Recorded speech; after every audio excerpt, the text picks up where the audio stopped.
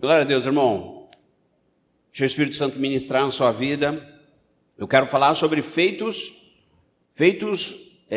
justiça de Deus, né? Foi a divulgação que a gente fez. Nós estamos falando aí passamos 2 semanas falando sobre santidade, sobre ser santo, né? Ser de santo porque eu sou santo. Entendemos bastante algumas coisas a respeito da santidade, né? A santidade no espírito, santidade no corpo. Falamos sobre o que Deus espera de nós, né? E normalmente esses assuntos eles parecem um pouco o livro de regras, né, de qualquer denominação, mas não é um livro de regras de qualquer denominação, e também ele não diz respeito somente à vida sexual das pessoas, diz respeito à nossa vida para com Deus. Nós não somos uma coisa, nós somos um todo, né? Nossa vida não se compõe em uma parte, né? Quer seja sexual, quer seja de qualquer outra ordem. Nós compomos um todo. Nós somos um espírito, temos uma alma e habitamos num corpo. E nós falamos bastante sobre isso, para nosso entendimento e aquilo que Deus quer ministrar nas nossas vidas, para que a gente possa ter atitudes de santidade, né? Para que a gente possa ter atitudes que desenvolvam em nós a vida cristã, né? A postura cristã, que Deus realmente preparou nós como cidadãos do céu, andando sobre a face da terra. A bem da verdade toda vez que um homem levanta a sua mão e recebe a Cristo, naquele momento a santidade do Senhor toca ele. O espírito que estava morto, ele revive. Por isso que Jesus fala assim, quando Jesus chama, vem, me segue. Aí o jovem fala, Senhor, deixa eu enterrar meu pai. Aí Jesus fala para ele, não, deixa os mortos enterrar os mortos. Parece ser uma palavra dura, né? Jesus está falando, poxa, deixa o morto enterrar o morto. É porque quem não tem Jesus não vive, não está vivo. E a cruz é o primeiro contato que nós temos com a santidade. É aquela santidade entregue. É quando eu e você vivemos dentro desse corpo, que é um corpo caído, que é um corpo sujeito, carnal. E a Bíblia recomenda que a gente lute contra essa carne o tempo todo, porque a nossa carne ela é baseada no desejo, e o desejo vai dominando. E a palavra de Deus diz assim, Deus falando, um dos muitos versículos, Deus fala para Caim assim, domine você sobre o seu desejo. E se ele dominar você, você faz o que a sua carne quer. Então é muito importante para nós a gente conseguir dominar os desejos. É muito importante para nós conseguir refrear os nossos primeiros impulsos, né? O freio automático, né? O automático da nossa vida. A gente precisa refrear esse automático, porque tem coisas que é automática. Quando você faz uma coisa, você faz outra, né? Alguns podem chamar isso de hábito. Tudo bem, mas tem coisas que você faz que você não sabe por que você faz, mas você faz. Você fala, não sei por que eu faço isso. É um costume, né? Meus pais falavam assim, não deixa o chinelo virado que não presta. Minha mãe falava, não deixa o chinelo... Besteira, né? Tinha esse costume aqui? Tem até hoje, né? Tem até hoje. Pelo movimento vocês levam a sério isso, né? Não, pastor, isso acontece. É verdade, né? E aí quando a gente vem para Jesus, Jesus fala, não, pode deixar os 2 chinelos virados. Pode tomar a manga com leite, né? Manga com leite tem aqui também essa questão que morre. Morre, cai durinho, né? Tem, né? Mas é como a gente é, né? A gente é cheio de costumes, né? Eu não tenho essa prisão. Não tenho. Mas se eu ver o chinelo virado, eu vou lá. É bom desvirar. Sou pastor. Me incomoda ver o chinelo virado. Não é por nada. Eu sou salvo, liberto. Mas é bom deixar. Ele não foi feito para ficar assim. Vira ele do jeitinho certo. O que é isso? É o automático, né? E a gente tem muitos automáticos. A gente tem muita coisa ligada no piloto automático. Às vezes eu chego em casa, eu paro assim, eu falo... por que caminho eu vim. Porque ou eu vim pregando, ou eu vim dando um conselho para algum irmão que eu vou falar, ou eu vim... Cheguei. Acontece com vocês? Você nem percebe. Quando você vê, por onde eu vim? Meu Deus, será que eu dirigi certo? Será que eu fiz certo? Automático. A vida da gente é cheia de coisas automáticas. Muitas coisas são automáticas. Bom, mas o que eu quero pontuar com vocês aqui é algo que vai andar do lado sobre a santidade, que a gente falou, que é nós nos tornarmos justiça de Deus sobre a face da terra. E é importante a gente pensar nessas questões. Vamos lá, 2 Coríntios, capítulo 5, verso 21. Vou tentar ir pelo meu aqui. Quem não trouxe a sua Bíblia, é só acompanhar ali. Olha só. Deus tornou pecado por nós, aquele que não tinha pecado, para que nele nos tornássemos justiça de Deus. Diga assim, eu sou a justiça de Deus.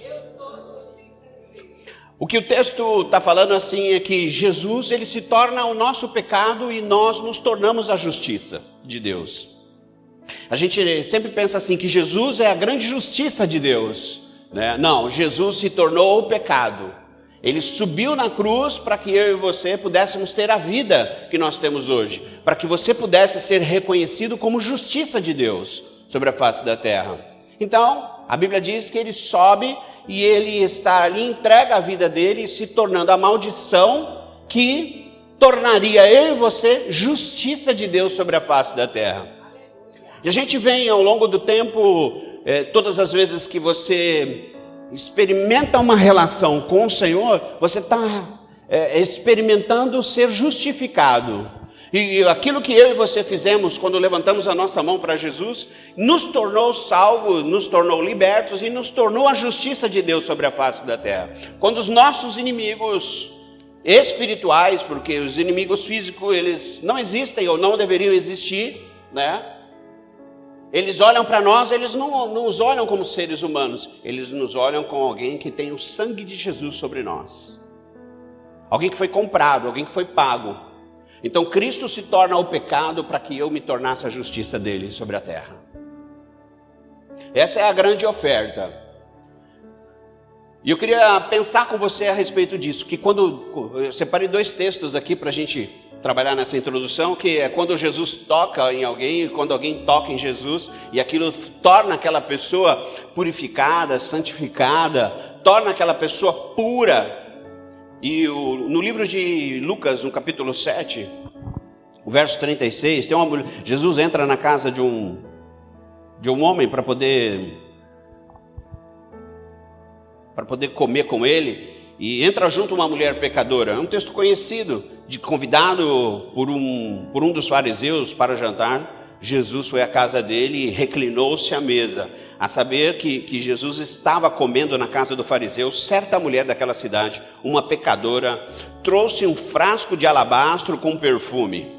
Ao ver isso, o fariseu que o havia convidado disse a si mesmo: se este homem fosse profeta, saberia que nele está tocando, quem nele está tocando e que tipo de mulher é ela, uma pecadora. Verso 41, 2 homens. Pronto. Até aí. Interessante que essa mulher percebe que Jesus entra na casa do fariseu para jantar, e essa mulher entra lá e ela começa a tocar em Jesus, ela começa a chorar ali, enxugar os pés de Cristo com suas lágrimas, e ela vai tocando aquele homem, né? E o fariseu olha para aquilo lá e fala: se ele realmente fosse profeta e soubesse quem é essa fulaninha aí, ele não deixaria ela tocar nele.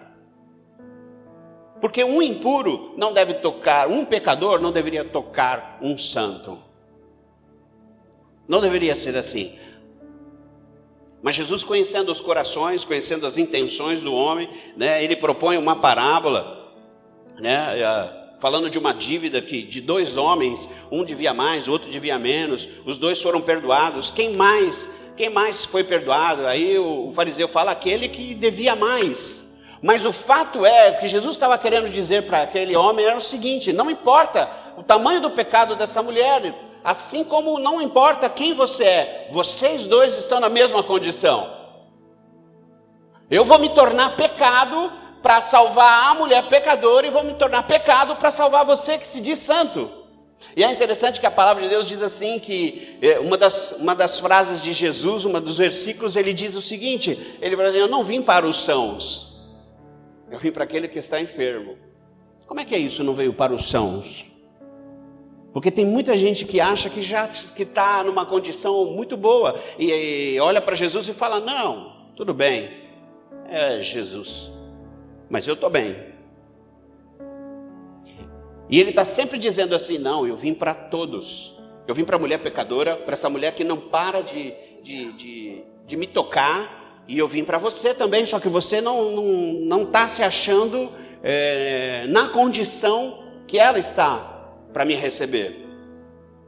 A Bíblia fala assim que em livro de João, que Jesus ele traz consigo a graça e a verdade.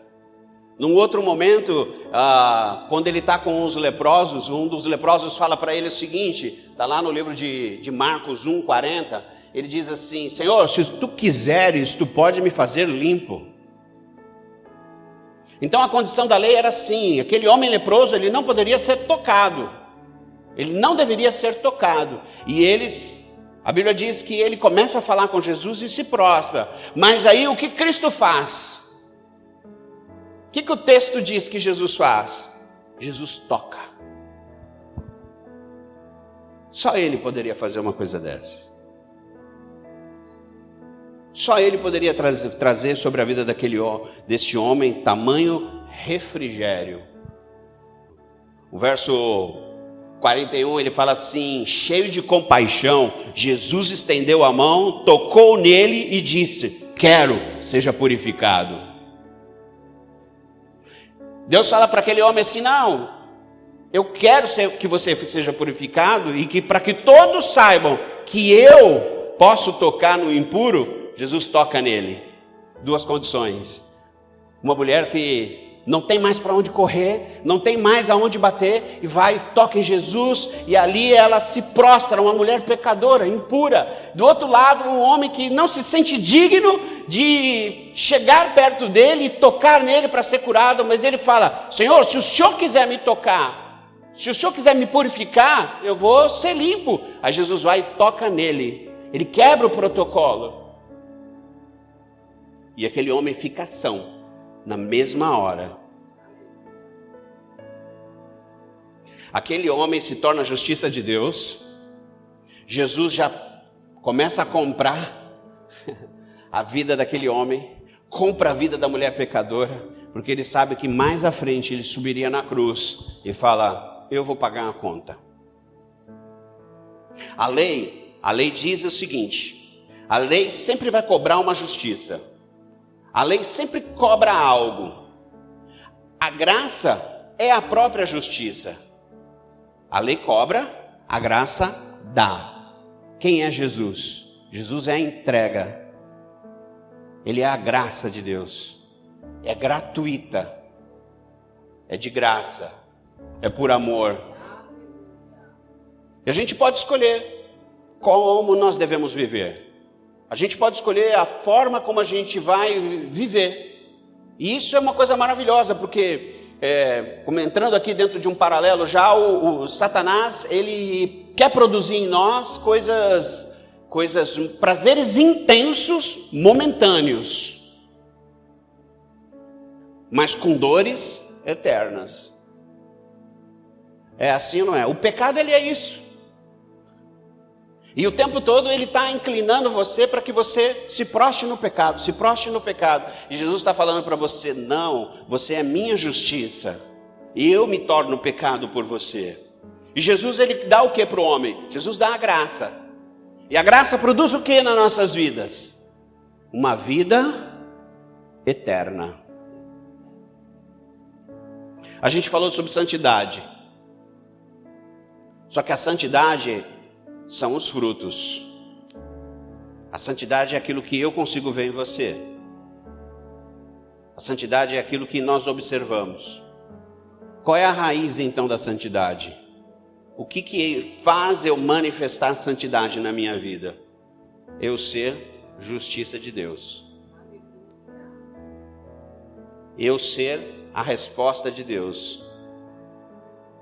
Sabe, irmãos, a gente precisa fazer um ajuste aqui para você compreender onde eu quero chegar. Quando Deus criou todas as coisas, Deus criou em perfeito equilíbrio. Ele colocou o homem sobre a face da terra, colocou o homem num jardim, num lugar maravilhoso, como a gente deu o texto, né? Um lugar onde tudo estava em equilíbrio.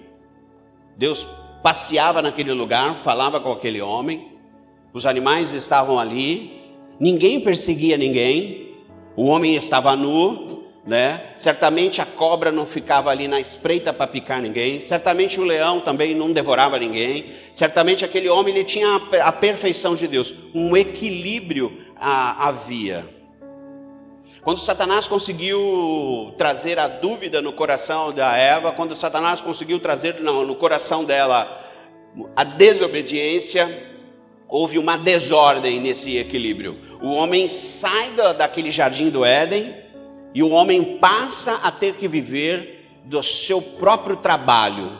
O homem passa a ter que viver do seu próprio esforço. Então já não poderia, os animais já não estavam em ordem mais, já virou a questão de sobrevivência, né? Um se alimentando do outro. O homem teve que, pela primeira vez, Deus teve que sacrificar um animal, e o sacrifício desse animal foi para cobrir a nudez do homem. Essa é a primeira grande oferta que Deus faz, onde o homem fica vestido de pele e provavelmente todo marcado com sangue, porque aquele sangue estava purificando ele. Eu quero que você entenda uma coisa, que toda desordem espiritual é necessário um sacrifício. Para tudo aquilo que está em desequilíbrio, a única forma de voltar ao equilíbrio é pelo sacrifício. Então, ao longo do Velho Testamento, o tempo todo o homem foi sendo justificado pela aspersão do sangue, ou no santuário, ou no templo, ou no tabernáculo, ou em qualquer outro lugar. Sempre houve aspersão de sangue, sempre houve morte, para que o equilíbrio, para que voltasse o perdão, para que tudo voltasse ao mesmo lugar. Quando o diabo ele conseguiu atacar o homem, quando ele conseguiu plantar uma ideia no coração do homem, ele estava trazendo desordem. Ele estava tirando o homem do equilíbrio perfeito de Deus, para que aquele homem viesse a se corromper. E eles caíram nisso. E é interessante que no livro de Ezequiel, lá no capítulo 28, fala de onde Satanás estava. Como ele foi formado e o que ele deixou entrar no coração dele. Ezequiel 28. Vamos lá.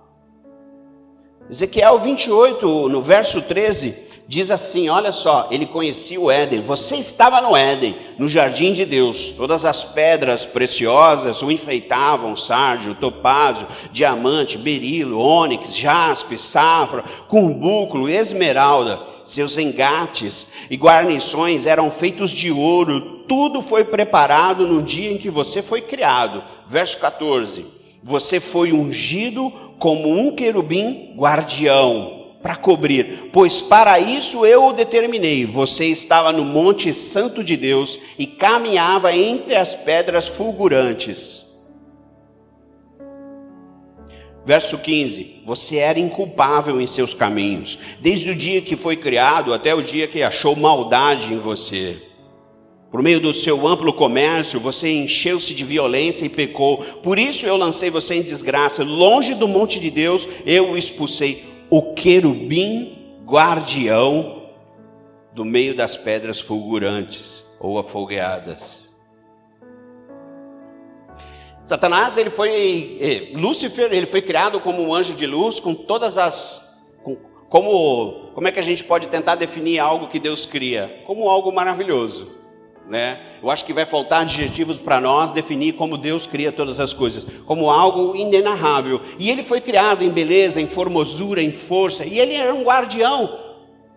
A Bíblia diz que ele deveria cobrir. Algumas traduções, provavelmente eu não sei qual que ele colocou ali, mas diz que ele cobria, que ele protegia. E ele estava no Monte Santo de Deus, onde Satanás, onde Lúcifer e todos os grandes anjos, querubins, serafins, Miguel, os arcanjos, todos os grandes anjos, criaturas de Deus estavam ali, e ele estava naquele meio também. mas ele deixou entrar no coração dele um desejo de se tornar como Deus. E é nesse momento que há uma queda. Salmo 89, no verso 14, o salmista dá para nós assim uma direção mais ou menos de como o trono de Deus, como Deus julga todas as coisas, aonde Deus está sentado. Acho que eu não marquei. Você marcou aí? Salmo 89, 14? Justiça e juízo são a base do teu trono. Misericórdia e verdade irão adiante do teu rosto. Deus está sentado num trono que se baseia em justiça e juízo. Algumas traduções, direito. Então o trono onde Deus se senta é esse trono. E é um trono onde a justiça dele, que ele governa baseado na justiça, que ele governa baseado no juízo e no direito e no equilíbrio de todas as coisas. Agora, qual foi o plano de Satanás? Quero sentar nesse seu lugar. E quando ele pensou em derrubar o homem, ele poderia ter pensado em matar Eva, ele poderia ter pensado em matar Adão, ele poderia ter pensado em eliminar o homem. Mas o que ele pensou? Vou fazer melhor, vou tentar fazer com que Deus quebre a própria justiça dele, que então eu vou dizer ao homem: peque, cometa um pecado, porque vai haver desequilíbrio, e eu quero ver como ele vai lidar com você. Isso é uma história para um outro dia, mas a frustração de Satanás é imensa, porque o lugar de criação, o melhor lugar era dele, e Deus criou eu e você, criou o homem, e deu ao homem o galardão de criatura, a possibilidade de você se tornar filho. Então a gente não pode se enganar. O maior problema de Satanás não sou eu, nem você, é Deus. É Deus. Porque todas as vezes que eu e você fazemos escolhas erradas, ele vai lá e fala: olha aí teu filho, olha aí tua serva. E aí a gente fica como, né? Um ser como nós, um ser caído, um ser limitado, um ser que não consegue ver um chinelo virado, um ser dependente, né? Alguém precisaria trazer um equilíbrio sobre a face da terra. E o plano de Deus, desde o início, foi justamente equilibrar todas as coisas, fazendo o seguinte: existe uma conta, eu sei que ela existe, mas por hoje eu vou sacrificar esse animal, eu vou cobrir Adão, eu vou cobrir Eva, porque eles pecaram.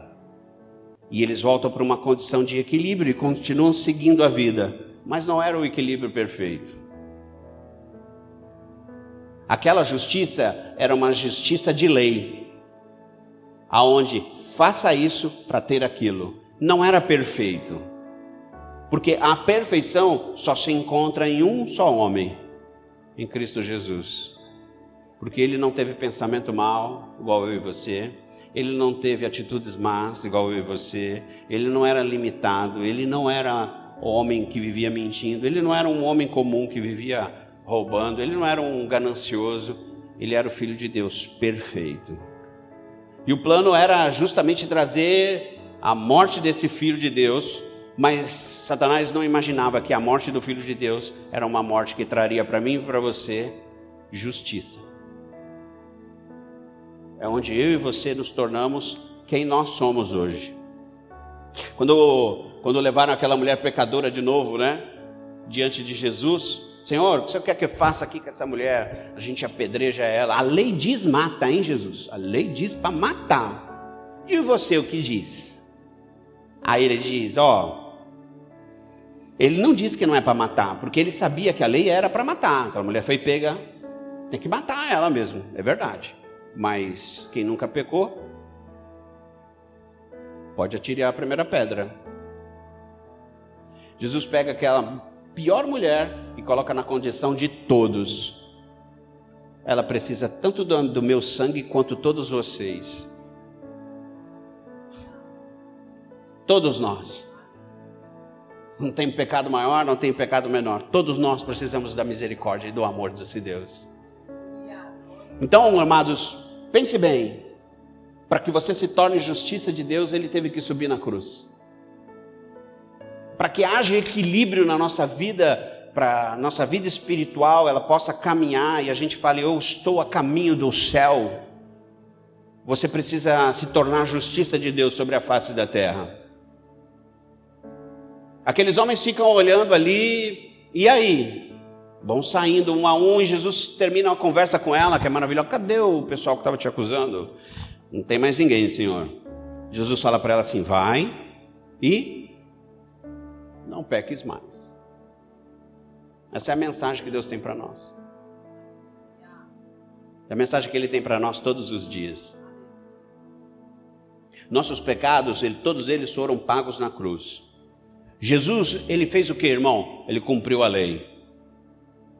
Todas as vezes que pecamos, algo é entregue. Eu quero que você pense nisso. Todas as vezes que eu e você pecamos, uma oferta é dada. Um sacrifício é feito. Como é, pastor? Quando você fuma. O problema não é o cigarro. O problema é o que o cigarro produz na sua vida. Ele troca com você. Eu já fumei.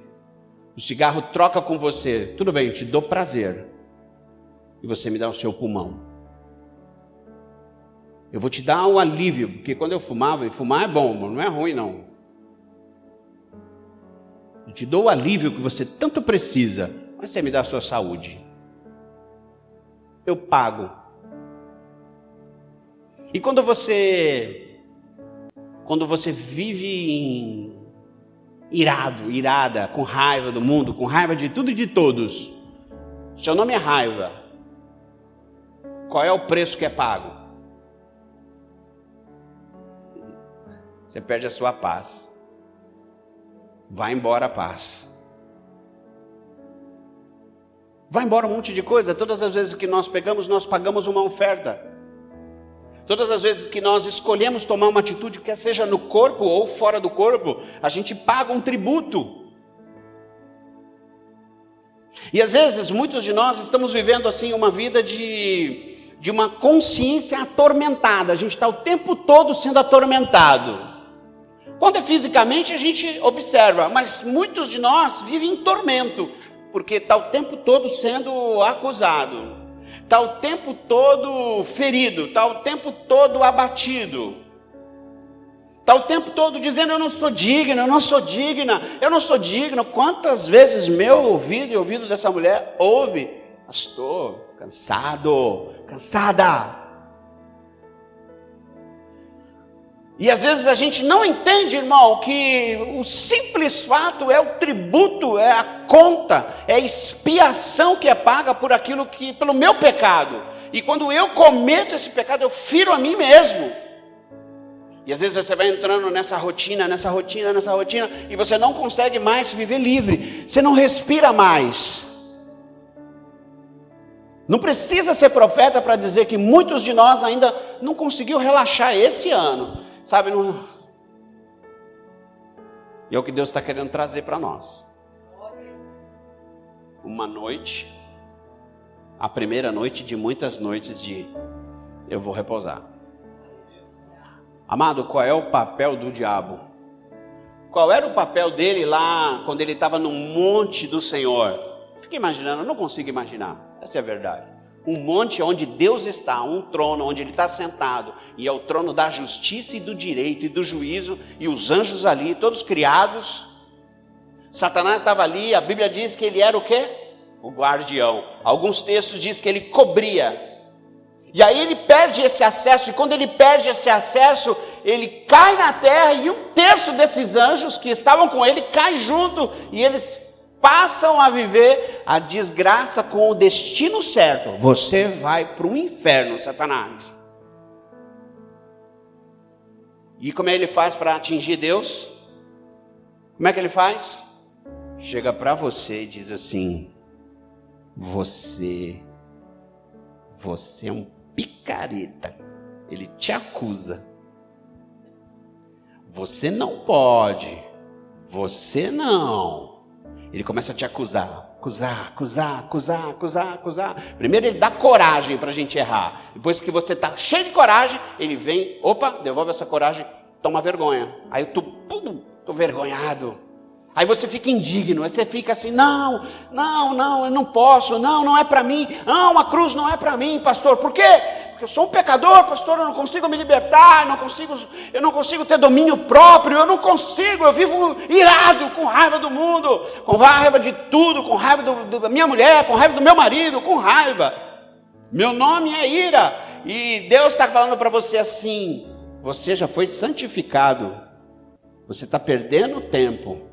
Eu só preciso de uma coisa de você nessa noite. Arrependa-se. Arrependa-se. Porque você é a justiça de Deus. Você é o 2 Coríntios, capítulo 5, verso 21.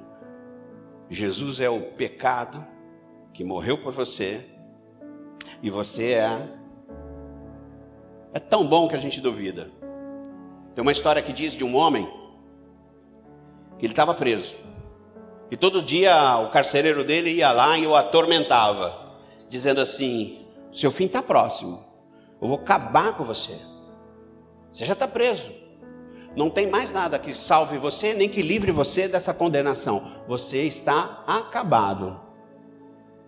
E todos os dias aquele carcereiro vinha, aquele homem enjaulado, preso, recebia aquela punição, aquele tormento. Você não pode, você é um pecador, você é uma pecadora, você vai morrer e eu vou ter prazer em matar você. Não importa quem é teu pai, você morre. Todos os dias, lá vinha um carcereiro, subia, chegava na cela dele, você vai morrer. Tá chegando, viu? Tá chegando. Só que chega um dia que aquele carcereiro sobe as escadas e vai falar com aquele homem zangado. Abre a porta e fala, sua conta foi paga. Você não merecia a liberdade. E o homem preso começa, como assim? Eu achei que você vinha me buscar para eu morrer? Pois é, mas você não vai morrer mais. Você está livre. Você não merece, mas você está livre. E aí ele começa a sair daquela cela, olhando para um lado, para o outro, todo desconfiado. Falando, esse cara vai me matar, esse cara vai me matar, esse cara vai me pegar. Ele está me pondo para fora para ele judiar mais de mim, para ele me punir mais. E aí ele fala, então, quem pagou a conta? O carcereiro chama, tá vendo aquele rapaz lá? Aquele rapaz pendurado? Aquele ali, o nome dele é o carpinteiro. Quando ele soube que você ia morrer, ele escolheu entrar no seu lugar. Ele subiu, falou assim, não, já que ele vai morrer, qual é a conta dele? Como é que faz para ele voltar a ser quem ele era? Sangue. Então vou dar o meu. E aquele homem vai até aquele carpinteiro, está pendurado, fica olhando para ele, morto, numa cruz, e resolve começar a viver. E ele escolhe ir vivendo, e conforme ele vai andando, conforme ele vai percebendo a vida, chega momentos que ele para e ele não percebe que ele está livre. E às vezes ele fica andando como condenado. Você já andou? Quando você está devendo, irmão? Quando você está devendo, você anda até devagar, né? Devendo em casa, devendo para a mulher, né? Você pisou no tomate, devendo para o marido, você está devendo. Você está com uma dívida ali, de uma relação mal resolvida, você vai devagarzinho. E ele escolhe viver de um jeito às vezes medíocre, podendo viver a plenitude. Esse homem somos nós. Esse resgate é o nosso resgate. Não importa se o seu pecado foi o maior ou foi o menor, é o resgate de Deus para que aquele homem, e todas as vezes que aquele homem caminha, aquele homem anda, para onde ele vai, todos que olham para ele, digam: eu sei que você não merece essa liberdade, você devia estar preso, mas não estou. Porque ele aprendeu a falar assim: o carpinteiro me salvou.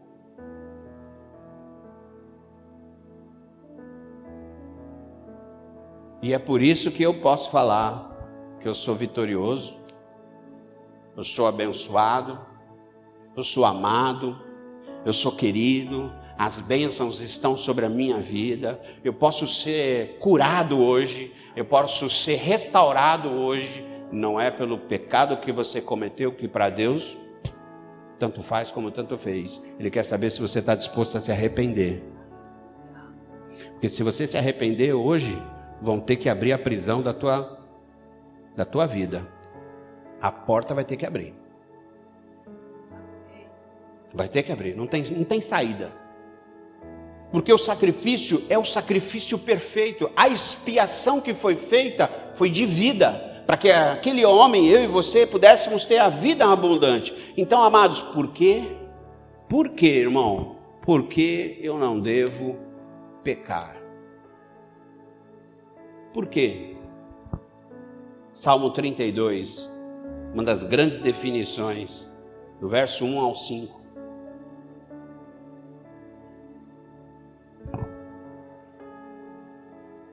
Diz assim: como é feliz aquele que tem suas transgressões. O salmista, ele sabia que ele precisava ser perdoado. Como é feliz aquele que tem suas transgressões perdoadas e seus pecados apagados. Verso 2: como é feliz aquele a quem o Senhor não atribui culpa e em quem não há hipocrisia. E enquanto escondi os meus pecados, o meu corpo definhava de tanto gemer. Pois de dia e de noite a tua mão pesava sobre mim, minha força foi se esgotando como um tempo de seca. Verso 5: então reconheci diante de ti o meu pecado e não encobri as minhas culpas. Eu disse: confessarei as minhas transgressões ao Senhor. Tu perdoaste a culpa do meu pecado. O salmista sabia, irmão. Deixa o Espírito Santo ministrar na sua vida. Ele sabia o peso que ele carregava, a dor que ele sentia, que é uma dor que não é física, mas é da alma, uma angústia. E o que era isso, irmão? Sabe por que eu e você não devemos pecar? Por que Deus não quer que você peque? Porque você não é capaz de lidar com culpa. Você não foi criado para lidar com culpa. E todas as vezes que a culpa chega, você quebra-se. Você se quebra inteiro. Você vai amoendo, vai descendo, e você vai se sentindo o pior de todos os homens. Não, eu não posso. Não é para mim isso. E Deus está falando para você assim: não, é para você sim. Foi justamente para você. O melhor dos homens e o pior dos homens, todos eles precisam saber que você não foi criado para lidar com culpa. A culpa mata. E é por isso que a palavra de Deus fala assim, que eu e você devemos confessar os nossos pecados uns aos outros para que a gente seja salvo. É um sufocamento, é um peito apertado, uma ansiedade, insegurança, é uma dor incurável. Romanos 7,11 diz que é engano e morte. A Bíblia diz que aquele que escolhe viver no pecado, porque pode ser escolhido se viver assim, ele está sendo conduzido a cada dia para a morte. E o que Deus está esperando de nós é que a gente venha reconhecer quem nós somos, porque quando você reconhece que você foi feito justiça de Deus, você pode chegar e falar: não, a acusação acabou na minha vida. Porque o inimigo, ele sabe te acusar, sabe ou não sabe, irmão? Sim ou não? Ou ele só me acusa? Acusa você também? Sim ou não? Olha. Fala, irmão, fala aí. Nós estamos fazendo uma confissão em conjunto para Deus. Nós sabemos que Ele nos acusa. Nós sabemos. Só que Deus está falando para nós assim, sede santo porque eu sou santo. Eu não quero que você peque, porque você está protegido, você está comprado. Você é o homem livre.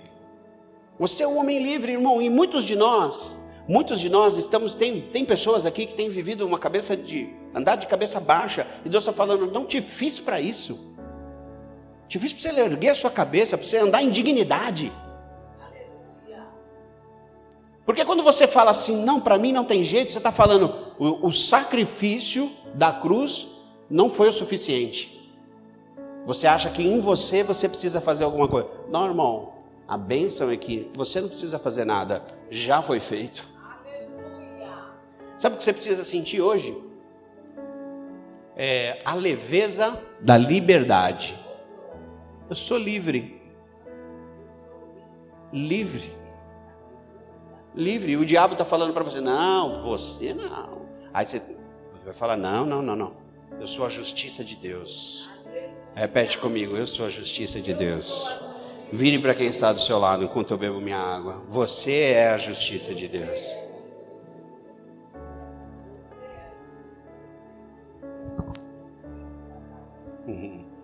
Livro de Efésios 4, os irmãos podem subir. Verso 22. O irmão do louvor pode subir. Efésios 4, verso 22. Diz assim, quanto à antiga maneira de viver, foram ensinados a despir-se do velho homem que se corrompe por desejos enganosos e a serem renovados no modo de pensar e revestir-se do novo homem, criado para ser semelhante a Deus em justiça e em santidade provenientes da verdade. Nós fomos criados para sermos a justiça de Deus. Nós sermos semelhantes à justiça do Senhor. Nós somos a resposta do Senhor. Isso não nos traz um peso, mas isso nos traz saúde. Isso não é para condenar, isso é para liberar você. Isso não é para o inimigo continuar apontando o dedo para você e falar, não, você não pode. Não, irmão, você tudo pode. Você não é pior que aquela mulher, você não é pior que o leproso, você não é pior que ninguém. Não importa, irmão. Ou você reconhece quem Deus é na sua vida e toca nele, ou ele vai tocar em você. Porque às vezes você está falando para Deus, não, Senhor, vê aí um jeito para eu poder andar contigo. Não, Jesus não vai fazer isso com você.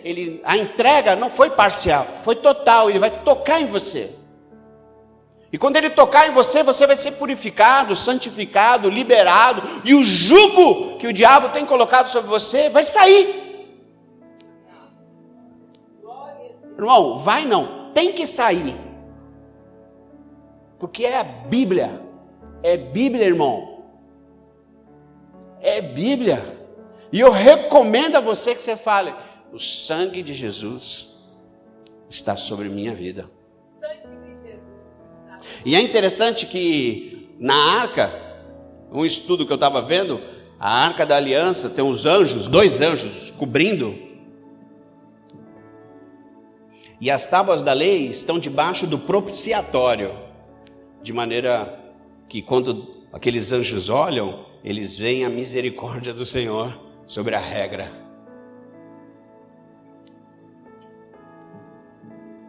Ele olha e vê a graça. O cumprimento da lei é Jesus. E às vezes a gente fica discutindo, né? É na lei, é na graça, é na lei, é na graça, é na lei, é na graça. Não, Jesus veio cumprir tudo, irmão. Ele veio pagar a conta. Ele veio dizer para mim e para você, o desequilíbrio agora vai ser ajustado. E às vezes a gente está procurando justiça na terra, irmão, e eu vou dizer para você, você não vai encontrar justiça na terra porque a terra ela é injusta. Ainda que nós venhamos a viver bons governos, ainda que o homem venha a viver coisas maravilhosas, é injusta. Está tudo em injustiça. Há desequilíbrio, há enchentes, há inundações, há uma placa tectônica. Uma mexidinha que ela dá, ela destrói aí um monte de país, né? Uma chuvinha a mais aqui na nossa terra já inunda tudo.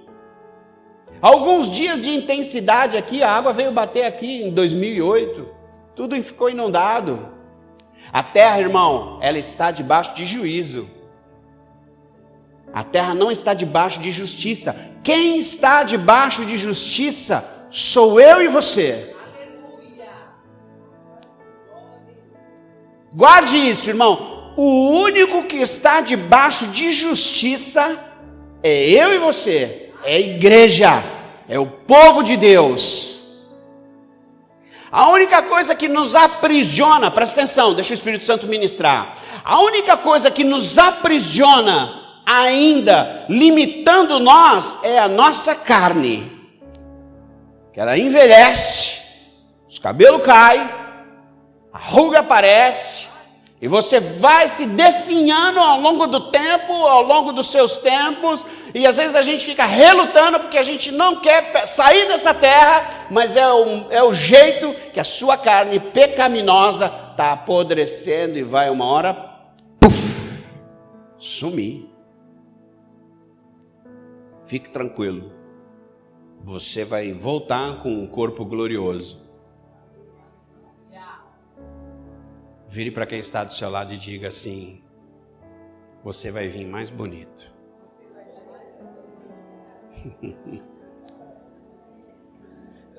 Tranquiliza assim, você não vai ficar feio assim não, irmão. Não vai ficar feio. Eu tenho me consolado nessa palavra, irmão. É um consolo. A minha mulher fez uma coisa comigo esses dias, eu vou fazer um parênteses aqui. Eu deitei no sofá assim, ela tirou uma foto. Aqui assim, ó. E fez assim: olha a tua careca.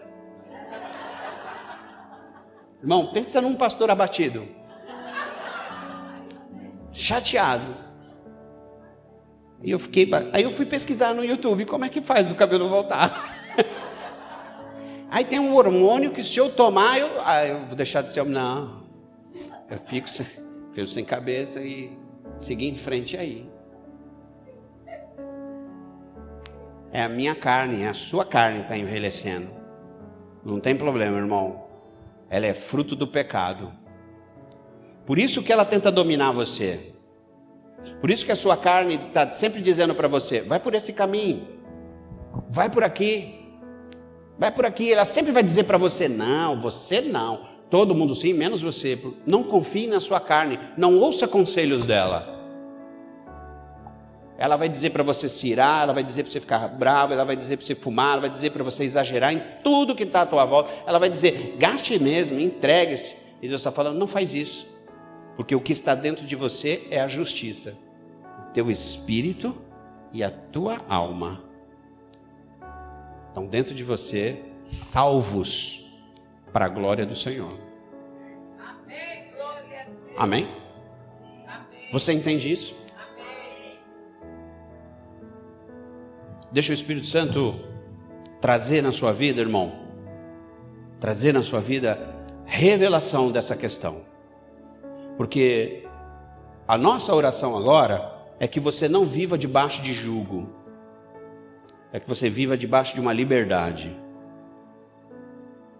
Hebreus 12, 14 diz assim: esforcem-se. A gente tem que se esforçar, não é fácil. Para viver em paz com todos e para serem santos. Sem santidade, ninguém verá o Senhor. E esse é o jeito que Deus espera que você viva. O mundo vai dizer para você: não, se corrompe, bora ficar louco, bora perder tudo. E Deus está falando: não faz isso. Não faz isso. Aí quando a gente erra, o diabo vem e fala: ixi, você ó, não é assim? Você ó. Aí você fica em desespero. Eu falei: e agora? Como é que eu faço? Se arrepende. Do fundo do seu coração. E lembra disso aqui, ó. Meu pecado está na cruz, não está mais em mim. Eu sou justiça de Deus. E todas as vezes que você tiver que guerrear espiritualmente, todas as vezes que você tiver que entrar numa batalha espiritual, irmão, entra sabendo que o sangue de Jesus está sobre você. Permita-se nessa noite ser livre. Veja a sua vida como aquele homem que estava encarcerado, preso, e ele era atormentado. E chega uma hora que o carcereiro teve que falar, que é o diabo, teve que falar, não, você está livre. Mesmo você sendo culpado. E você sai assim, de boa, liberado, livre, para viver uma vida plena. Saia da mediocridade, irmão. Deus não nos chamou para uma vida medíocre. É muito pouco a gente ficar preso nas questões que estão à nossa frente. Deus quer ser encontrado. Efésios 1:4. Ele quer ser encontrado. Quer que você procure, porque Ele está dando pistas de onde Ele está, para mudar você. Amém? Feche seus olhos.